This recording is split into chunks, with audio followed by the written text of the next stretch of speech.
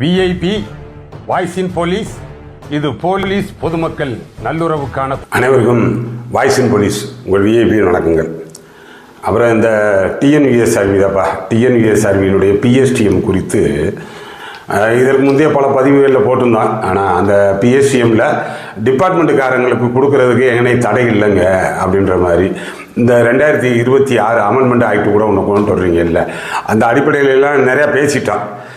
இப்போ என்னன்னா, நீங்கள் இந்த வழக்கு அதிலே நம்ம பேசும்போது சொன்னோம் பசங்களுக்கு, ஏன்னா டிபார்ட்மெண்ட்டில் இருக்கக்கூடிய அந்த பிஎஸ்டிஎம் பசங்களுக்கு, ஏப்பா இது கோரிக்கை முன்வைக்கிறோம், இதில் இந்த மாதிரி நம்ம பேசக்கூடிய வாய்ஸ் இன் போலீஸ் சேனலில் கோரிக்கையை முன்வைக்கிறோம், நீங்களும் போடுறீங்க, பெட்டிஷன்லாம் போடுறீங்க. பட் இருந்தாலும் நீதிமன்றம் மூலமாக தான், ஏன்னா ஒரு தகவல் அறிவு உரிமை சட்டத்தில் கூட காமிச்சேன் பாருங்கள், ஒரு பையன் 17 கேள்வி கேட்டதுக்கு ஒரே பதிலாக கொடுத்துருந்தார். இது தொடர்பாக எங்களுக்கு ஏதேனும் நீதிமன்ற உத்தரவு இருந்துச்சுன்னா நாங்கள் செயல்படுத்துகிறோம்னு சொல்லி. அதனால் இந்த அடிப்படையில் ஒன்று போயிருங்கப்பா அப்படின்னு சொன்னால், இப்போ போயிருக்காங்கப்பா அந்த விஜய் அண்ட் 42 அதர்ஸ், டோட்டல் 43 பேர் கடந்த 13/3/2026 சென்னை உயர்நீதிமன்றத்தில் டிபார்ட்மெண்டல் பிஎஸ்டிஎம் கோரிக்கையை முன்வைத்து ஒரு வழக்கு தாக்கல் பண்ணி அட்மிஷனுக்காகவே 2 வட்டம் அட்ஜன் ஆச்சு. அப்புறம் கடந்த 30/3/2026 கேஸ் அட்மிட் ஆகிடுச்சு. அட்மிஷன் ஆகி இப்போ கவர்மெண்ட் சைடு அவங்களுக்கு ரெஸ்பாண்டன்ட் நோட்டீஸ் போட சொல்லி ஆயிருக்கு. வருகிற 25/4/2026 கேஸ் அட்ஜன் ஆயிருக்கு. அது வரைக்கும் இந்த ரிசல்ட்டு ஏற்கனவே வித்ட்ரா பண்ணியிருக்கீங்க இல்லை, அந்த போட்ட ரிசல்ட்டை 1 அப்படிங்கிற 2025 ரிசல்ட்டை போட்டுட்டு வித்ட்ரா பண்ணியிருக்கீங்கல்ல, அதை ஃபர்தராக பப்ளிஷ் பண்ண வேணாம், அது வரைக்கும் இருக்கட்டும் அப்படின்ட்டு இருக்காங்க. அது இருக்கட்டும். ஆனால் இப்போ இந்த இதில் முடிவு சொன்னதுக்கு பிறகு இப்பயும் கூட ரொம்ப எளிமையாக சொல்கிறேன், இது என்னத்தங்க போட்டு வழக்கு வம்புன்னு போட்டு இழுத்துக்கிட்டே இருக்கீங்க. அந்த உங்கள் டிஎன்யூஎஸ்ஆர்விக்கே ஒரு மாதிரி போர் அடிக்காதா? எதை எடுத்தாலுமே இவ்வளவு லிட்டிகேஷனா? மற்ற எந்த துறை, அரசு சார்ந்த துறை தான் வருது, ஆனால் நிறையா அரசு சார்ந்த துறைக்கு தான் வழக்கறிஞர் வச்சு வாதாடுறாங்க அரசாங்கமே. ஆனால் எந்த துறையிலையுமே இல்லாத அளவுக்கு இவ்வளவு வழக்கு, கண்டெம்ட்டு. இன்னும் சுப்ரீம் கோர்ட்லேயே எத்தனை கண்டெம்ட் இருக்கு பாருங்க. ரஞ்சித் சிங் கேஸினுடைய 1/5/2025 தீர்ப்புக்கு பிறகு அதில் கண்டெம்ட் இருக்கு. அந்த தீர்ப்பை ஒட்டி அதுக்கடுத்து அந்த டைரக்ட் எஸ்ஐ பேச்சு எத்தனை பேர் திரும்ப திரும்ப போட்டுக்கிட்டே இருக்காங்க. இப்போ அதில் கூட கடந்த 13/3/2026 ஒரு ரெவியூ பெட்டிஷனில் ஒரு தீர்ப்பு ஒன்று ஆச்சு. கதிர்வேல் அண்டு 27 அதர்ஸ் எல்லாமே இப்போ இன்ஸ்பெக்டராக இருக்கிறவங்க சீனியாரிட்டி ஃபிக்ஸ் பண்ணுறீங்கல்ல, அதில் அந்த 97, 98 நோட்டிஃபிகேஷன் அதன்படி தேர்வு செய்யப்பட்டவங்க 99 ஒரு பேட்ச், 2000 ஒரு பேட்ச். அது சீனியாரிட்டி தொடர்பாக அவங்க 20/11/2025 அந்த இதில் அந்த ஜட்ஜ்மெண்ட்டுக்கு ரெவியூ கேட்டு அந்த ரெவியூ அது ஆர்டர் ஆயிருந்துச்சு. உங்களுக்கு வந்திருக்கும்ல, அதையும் கூட இந்த பிடிஎஃப், நான் பேசுகிறது எல்லாருக்கும் பிடிஎஃப் போட்டுக்கிட்டுருக்கேன், அதை எடுத்துக்கோங்க. ஆனால் அதுவும் ஆர்டர் ஆயிருக்கு 13/3/2026. அது என்னென்னா 2ஐயும் கிளப் பண்ணி, எப்போ 99 ட்ரைனிங் போனவர், 2000 ட்ரைனிங் போனவர், 2ஐயும் ஒன்றாக்கி அதில் வாங்கினா அவங்களுடைய செலெக்ஷன் ப்ரொசீஜரில் எப்படி அவங்க தேர்வு செய்யப்பட்டார்கள் அப்படின்றத பார்த்து அதன் அடிப்படையில் கொடுங்க அப்படின்ற. அதெல்லாம் என்னைக்கு எந்த காலம் அந்த லிஸ்ட் தயாரிக்க போறீங்களோ அது மாதிரி அபிஷியலாக பார்க்க வேண்டிய வேலையை பார்ப்பீங்களா? இது ஒரு பக்கம் கோர்ட்டுக்கு போட்டு ஆனால் இதை அலைஞ்சிக்கிட்டு இதில் இப்போ நீங்களே பாருங்களேன், நான் அந்த முந்தைய பதிவில் சொன்னது மாதிரி மீண்டும் லாஜிக்கலாக தான் பார்க்க சொல்கிறேன். இப்போ எடுக்கிறீங்க 1000 பேர் எடுக்கிறதுல 200 பேர் பிஎஸ்டிஎம் ப்ரிஃபரன்ஸ் கொடுக்கணும். இப்போ ஓப்பன்லேயே அவங்களுக்கு கொடுக்க போகிறோம்னா அது பாதிக்காதா? நான் பிஎஸ்டிஎம் ஸ்டூடெண்ட்டை பாதிக்குமா இல்லையா? 20% ஓப்பனுக்குள்ளேயே எடுப்போம் அப்படின்னு சொல்லி பார்த்தோம்னா அது 25%க்கு போயிடும். அந்த கான்ட்ரடிக்ஷன் வருதா இல்லையா? நார்மலாக பார்த்தாலே போதும். ஆனால் அதனால் அதன் அடிப்படையில் தான் சொல்கிறேன். நான் உள்ளே சேர்த்து நாங்கள் கொடுத்துட்றோமுங்க, 20% ப்ரிஃபரன்ஸ் கொடுக்கணும்னு முடிவு பண்ணிட்டோம்னா இவங்களையும் சேர்த்து கொடுத்துட்றேன். அப்படின்னா உங்களுக்கு என்ன, யார் வந்தா என்ன? 20% தாண்டி முன்னுரிமை யாருக்கும் கொடுக்க முடியாது. ஆனால் யார் வந்தா என்ன? அதனால் அதெல்லாம் கொஞ்சம் பாருங்கள். நீங்கள் உங்கள் அரசு வக்கீல்லாம் வச்சு நம்பாதீங்க, அதை வச்செல்லாம் வழக்கு நடத்தவே முடியாது இன்னைக்கு. ஆனால் இன்றைக்கி பேப்பருக்கு வந்திருக்கு, பட் அது 1/4 ஜட்ஜ்மெண்ட் ஆயிடுச்சு. அவர் ஹானரபிள் ஜஸ்டிஸ் அவர் புகழேந்தி இங்கே மதுரை பெஞ்சில் ஒரு அருமையான ஜட்ஜ்மெண்ட் ஒன்று கொடுத்துருக்காரு. வழக்கு ஒன்று, ஏன்னா வழக்கு ஒரு SC/ST atrocities and 376 rape case வழக்கு கன்விஷன் ஆனவர் சஸ்பென்ஷன் ஆஃப் சென்டென்ஸுக்கு இங்கே போட்டிருக்காரு. அது மதுரை ஹைகோர்ட்டுக்கு வந்துருந்துச்சு. அந்த வழக்கு எடுத்து நான் வழக்குக்குள்ளே போகல, பட் அதில் இப்போ கோர்ட்டு இது மாதிரியான கேஸ் நடந்துக்கிட்டு இருக்கும்போது ஆஃப் த ரெக்கார்டு நிறையா பேசுவாங்க.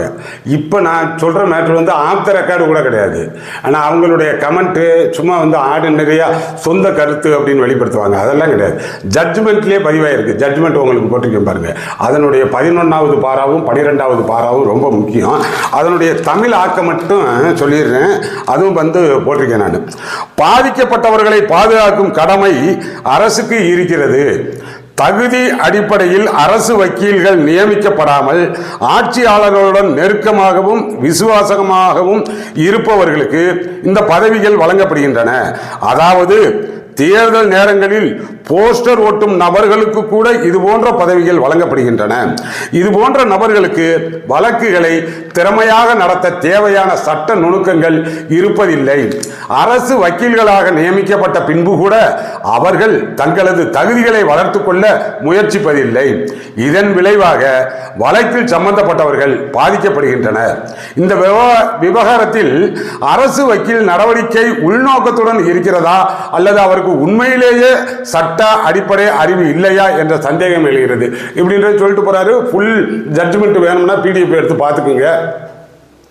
சுத்தமாக தெரியலைங்கன்றாரு. அரசு வக்கீலுக்கு வழக்கு நடந்ததும் தெரியல, என்ன முறைன்றதும் தெரியல. இது நான் சும்மா உட்காந்து இந்த யூடியூப்பில் ஓப்பனாக பேசுகிறேன்னு வைங்க, இது வந்து கண்டெம்ட்டே வந்துடும். ஹானரபிள் ஜஸ்டிஸ் சொல்கிறாரியா, ஜஸ்டிஸ் அவருடைய ஜட்ஜ்மெண்ட்டில் இதை ரிமார்க் பண்ணுறாரு, இதை குறிப்பிடுறாரு. ஆனால் ஜட்ஜ்மெண்ட் காப்பிங் தான் இருக்குது. அவர் சொல்கிறார், என்ன செய்வீங்க? உண்மை அதுதான். அன்றாடம் பார்க்குறாரு, வழக்கு நடத்துகிற விதம் பார்க்குறாரு. அவருக்கு முன்னாடி இருக்கக்கூடிய அந்த எல்லா கிரிமினல் சைடும் சரி, சிவில் சைடும் சரி, அவங்க என்ன நடத்துறாங்க, சர்வீஸ் மேட்டர் எப்படி நடத்துறாங்க, ஒன்னொன்னையும் பார்க்கிறாரு. அதனுடைய கொடுமையை ஒரு கட்டத்தில் அவ்வளவு தைரியமா போல்டா முதல்ல வெளியிட்டு இருக்கிறாரு. அந்த வகையில் அந்த ஹானரபிள் ஜஸ்டிஸ் அவர்களுக்கு நம்ம மனப்பூர்வமான பாராட்டு சொல்லணும். எந்த விதமான ஆட்சியாளர்களுக்கான சாதக பாதகம் இல்லாமல் ஓப்பனா சொல்றாரு பார்த்தீங்களா, அதுதான் உண்மை. அவருக்கு குறிப்பிடுறது தான் உண்மை. இந்த அரசு வக்கீலை நம்பியாங்க நடத்திக்கிட்டு இருக்க போறீங்க. இவங்க நீங்க சொல்றது ஒண்ணுமே புரியாதுங்க. ஆனா அவர் சொல்றதுதான், ஜஸ்டிஸ் சொல்றதுதான் உண்மை. இது ஒரு பக்கம் அரசு வக்கீலுடைய நிலைமை இந்த பாடா இருக்க. அப்புறம் உங்க ஆபீஸ்ல இருக்கக்கூடிய சிஸ்டம், ஆனா அந்த டெக்னிக்கல் சைடு, அந்த மென்பொருள், அந்த சாஃப்ட்வேர், அந்த கம்ப்யூட்டர் ஆபரேட்டர்ஸ், அவங்க ஒரு பக்கம் கரெக்டான டெக்னிக்கலி குவாலிஃபைடு பெர்சன் இல்லை போல. ஆனால் நீங்க தான் சொல்றீங்க. ஒரு பையன் பிரபாகரன் அப்படின்றவர் கேட்டிருக்கிறாரு. அந்த 1/2025 1:5 ரிசல்ட் போட்டீங்கல்ல, அதில் பார்த்தோம்னா 1/2023 தேர்வு எழுதின பசங்க நம்பர்லாம் அதில் வருதுங்க அப்படின்னு சொல்லி, அதுக்கு நீங்கள் தான் கொடுக்குறீங்க.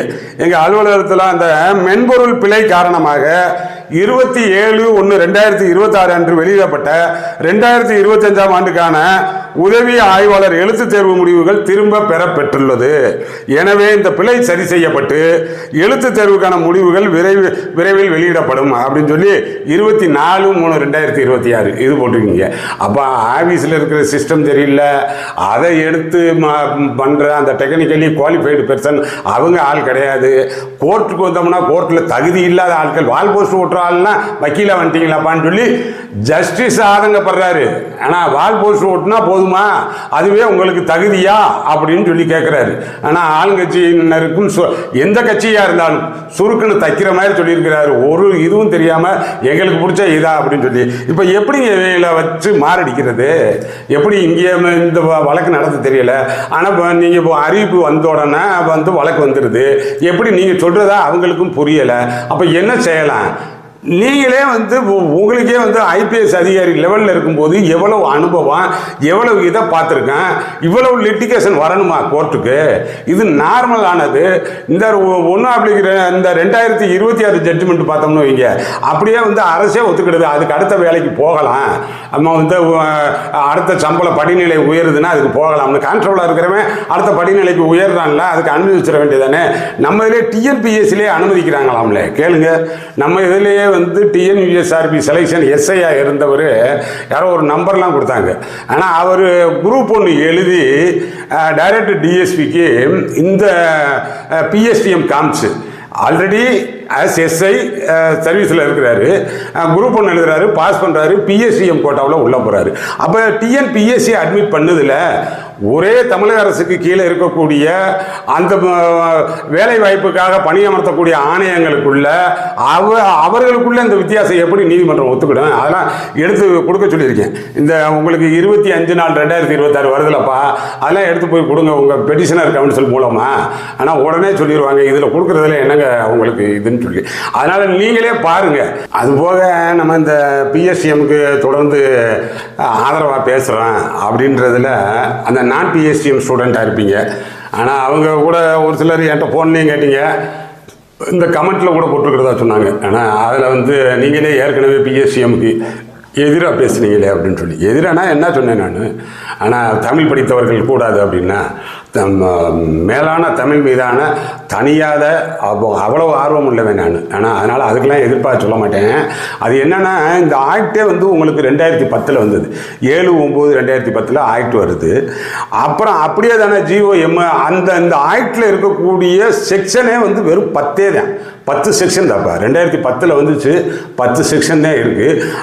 அப்படியே ஜிஓஎம்எஸ் நம்பர் 145 3/9/2010 அதில் என்னன்னா இந்த ஆக்டுக்கான ரூல்ஸு, அந்த ரூல்ஸ் பார்த்தா 3 ரூல்ஸ் தான். ஒரு 10 செக்ஷனு, ஒரு 3 ரூல்ஸு.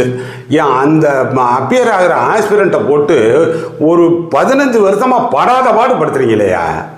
அந்த கோபம், அந்த ஆரங்கம் உங்களுக்கு புரியலைன்னா விட்டு தொடங்கியா. இந்த பிஎஸ்சிஎம்மே வேண்டாம். ஒரு இந்த நீட்டில் கொடுக்குறோம் பாருங்கள், நீட்டு எழுதி அதில் கிராமப்புற மாணவர்கள் படித்தவர்களுக்கு 7.5 மாநில அரசுக்கான இடஒதுக்கீட்டில் எம்பிபிஎஸ் சீட்டு கொடுக்குறோம் பார்த்தீங்களா? அது மாதிரி கூட கொடுத்து விட்டு போங்கய்யா தமிழ் படித்த ஆளுகளுக்கு. உங்களுக்கு ஒன்றுமே புரியலை போல, ஆக்டும் புரியலை போல, அதில் இருக்கக்கூடிய பிஎஸ்டிஎம்னா யாரு புரியலை. புரியாமல் என்னென்ன குழப்பம். 1ஆவதுலேருந்து படிச்சிருக்கானே, இல்லைன்னா கடைசி படிச்சிருக்கானே, இடைநிற்றல் அவங்களுக்கு கிடையாது, இல்லைன்னா செகண்ட் டிகிரிக்கு கிடையாது, ஒரே வழியாக வந்துருந்துருக்கானே. என்ன தகுதிக்கு வேலைக்கு வர்றோமோ, ஒரு தகுதிக்கு எஸ்எஸ்எல்சினா எஸ்எஸ்எல்சி படிச்சிருந்தா போதும். அப்புறம் பார்த்தோம்னா எஸ்எஸ்எல்சி +2 இதெல்லாம் வந்திருக்கானே, அப்புறம் 1ஆவதுலேருந்து வந்திருக்கானே, இப்படி மாத்திரமில்ல. அப்போ எது பிஎஸ்சிஎம்ன்றது பெரிய குழப்பம், எது டைரக்ட் ரெக்ரூட்மெண்ட்டு தெரியலை, எது ஃபர்ஸ்ட் அப்பாயின்மெண்ட்டு தெரியலை. இது வெறும் 10 செக்ஷனு 3 ரூலு. இதுக்கு ஏன் இந்த பாடுபடுத்துறீங்கன்னு ஒரு கோபம் வரும்ல. ஒழுங்கா இல்லைன்னா கொன்றுவோம் அப்படின்னு சொல்லுவோம்ல பிள்ளைய. ஒழுங்கா இல்லைன்னா கொன்று வேண்டாம் அப்படின்னுவோம்ல. அதுக்கு பேர் நான் கொன்றுவோம்னா அட்டம் டு மர்டர். அதெல்லாம் கிடையாது. ஒரு ஆதங்கம், ஒரு கோபம் உங்களுக்கு தெரியலைன்னா விட்டு தொலைங்கப்பா. இந்த நீங்கள் உங்களால் மொழியின் மீதான ஆர்வம் இல்லையா அப்படின்றதுக்காக சொன்னது. உண்மையிலேயே தமிழ் படித்த மாணவர்களுக்கு கொடுங்க, தமிழ் படிக்க வைங்க. அதிகப்படியான மாணவர்கள் தமிழ்நாட்டுக்குள்ளதே அவங்க வேலைக்கு போக முடியும். பர்டிகுலராக டிஎன்யூஎஸ்ஆர்பி தான் அவர்களுக்கு இருக்கக்கூடிய ஒரே புகலிடம், கடைசி புகலிடம். அப்படி வச்சுக்கண்ணு. அதனால அந்த அடிப்படையில் இதைத்தான் நான் திரும்ப திரும்ப சொல்லியிருப்பேன். இது சரியா புரியாததுனால தானே போன 1/2023 என்ன அந்த ஆஸ்பிரண்ட்டை போட்டு என்ன பாடுபடுத்தினாங்க பார்த்தீங்கல்ல இந்த டிஎன்யூஎஸ்ஆர்பி. ஒரு 41 பேருனுடைய வாழ்க்கையை நாசக்காடு பண்ணியாச்சுல. அதுதான் திருப்தி இவங்களுக்கு. அவன் பாவம் என்னன்னே தெரியல. ஆனால் 41 பேர் பைத்தியக்கார மாதிரி அலைஞ்சிக்கிட்டு இருக்கான். அவங்க வாழ்க்கையை நாசக்காடு பண்ணி 3 வருஷம் கழிச்சு இப்போ தான் ஜனவரியில் நம்ம ட்ரைனிங் இருக்காங்க. ஏன்னா அந்த 1/2023 இப்படி ஒரு ஆக்ட் உங்களுக்கு புரியலை, ஒரு சட்டம் உங்களுக்கு புரியலை அப்படின்ற உங்களுக்கு புரியாத நிலைக்கு அதை போட்டு இந்த குழப்புறீங்களே அப்படின்ற அந்த நிலைக்கு எதிராக இருந்தேன். அந்த நிலைக்கு எதிராமல் புரியாமல் இருந்தால் விட்டு தொலைங்க. நீ கொடுக்காத பிஎஸ்சிஎம்ஏ ஏன் கொடுக்குற, ஒன்றும் கொடுக்காத, உனக்கும் புரியலைல அப்படின்னு. இது சாதாரணமாக நீ எத்தனை வட்டம் நீதிமன்றம் போன வட்டம் எத்தனை வட்டம் போய் இந்த பிஎஸ்சிஎம்முக்காக தான் எப்போ பார்த்தாலும் நீதிமன்றம் போகக்கூடிய அளவுக்கு வச்சுக்கிறீங்க. அப்போ அது புரியலைன்னா என்னையா நடத்துறீங்க அப்படின்னு சொல்லி கேட்டால், ஒன்று புரியலைன்னா ஒரு ஃபர்ஸ்ட் செலெக்ஷனுக்கு புரியாமல் இருந்தால் பரவாயில்ல, ஒரு 15 வருஷமாவா ஒன்று புரியாமல் இருக்கேன் அந்த மாதிரி இருந்துச்சு. அதனால் அந்த இதுல எல்லாம் சொன்னேன். அது பாருங்க, இப்பயும் நம்ம இந்த பிஎஸ்சிஎம்முக்கான ஒரு ஆதரவு நிலைப்பாடு அப்படின்னா நீங்கள் டிபார்ட்மெண்டல் கோட்டாவுக்கு கொடுத்துட்றோம். எல்லாத்தையும் காமன் டு ஆல் தானே, selection procedure common to all அப்படின்னா அப்படித்தானே நம்ம எடுக்கணும் அப்படின்றத சிம்பிளாக அட்மிட் பண்ணிக்கோங்க. அப்புறம் கூடுதலாக சொல்ல வேண்டிய தகவல், இது இந்த எலெக்ஷன் நேரமாக அதனால் அந்த யூடியூப் சார்பாக எல்லா கட்சி விளம்பரங்களும் இதில் வரும். ஆனால் அதற்கும் நம்ம சேனலுக்கும் எந்த சம்மந்தம் இல்லை, அது தெரிஞ்சுக்குங்க. ஆனால் நம்ம கட்சி சார்பாக பேச மாட்டாங்க. அதுபோக உங்களுக்கு ஆஸ்பிரண்ட்டுக்கு, ஆனால் இந்த டிஎன்யூஎஸ்ஆர்பி ஆஸ்பிரண்ட்டு உங்களுக்கு சொல்கிறது, இந்த எலெக்ஷன் நேரத்தில் எந்த இதுகள்லையும் போய் கலந்துக்கிடாதீங்க. ஓப்பனில் இருந்து டிஎன்யூஎஸ்ஆர்பிக்காக காத்துக்கிட்டு இருக்கீங்கல்ல, எந்த இதுலேயும் போய் கலந்துக்கிடாதீங்க. போலீஸ் வந்து ஏதோ ஒரு சமாச்சாரம்னா எஃப்ஐஆர் போட்டுருவாங்க. மற்றும் சிலர்னு போட்டாங்கன்னு வைங்க, அதில் யாரெல்லாம் சேர்க்கலாம், தெரியாதவங்களாம் சேர்க்கலாம். நீங்கள் ஏதோ ஒரு நிகழ்ச்சிக்கு போய் தகராறு ஆகி போச்சுன்னா மாற்றுக் கட்சிக்காரங்க வேணும்னே உங்கள் பேரையும் கொடுக்கலாம். அதனால் அப்படி இருந்துச்சுன்னா கட்டாயம் எஃப்ஐஆர் இன்வால்மெண்ட் இருந்தாலே போதும். அது வந்து அட்வர்ஸ் ரிப்போர்ட்டு தான். குறிப்பாக வந்து போலீஸ் வேலைக்கு வர முடியாது, ஆனால் அது ரொம்ப கஷ்டமாக இருக்கும். அதனால் அதெல்லாம் பார்த்துக்குங்க. ரொம்ப ரொம்ப கவனமாக இருக்க வேண்டிய கட்டம். நமக்கு போலீஸ் வேலைக்கும் சம்மந்தம் இல்லை, ஆனால் முடித்தோம் நம்ம வேறு லைனுக்கு போகிறோம். ஆனால் அரசியல்லே இறங்குறேன். அரசியலும் நல்ல விஷயம் தான், ஆனால் நான் அதுக்குள்ளே அரசியலே போகாதேன்றதெல்லாம் சொல்ல வரல. இந்த வேலையை கணக்கு பண்ணி அதில் போனீங்கன்னா அதில் ஒரு சிக்கலாச்சுன்னா இதுக்கு வர முடியாது. அவ்வளோதான் என்னுடைய பாயிண்ட். அரசியலும் நல்ல வேலை தான், நல்ல தொண்டுலையும் தான், நல்ல தொழில் தான், நல்ல பிஸ்னஸ் தான். பார்க்குறதுனாலும் பார்க்கலாம். அதனால் அதுக்கு போனோம்னா ஒரு டிகிரி தான் எனக்கு வேணும், அதில் போய் பார்த்துக்கிறேன்னாலும் போய்க்கலாம். மற்றபடி இந்த வேலையை கவனத்தில் வச்சு போனீங்கன்னா சிக்கல் வரும். பார்த்துங்கப்பா. அடுத்தடுத்த நல்ல பதிவுகளில் செஞ்சுப்போம். நம்ம சேனலை இன்னும் சப்ஸ்கிரைப் பண்ணலைன்னா சப்ஸ்கிரைப் பண்ணிக்கோங்க. வணக்கம்.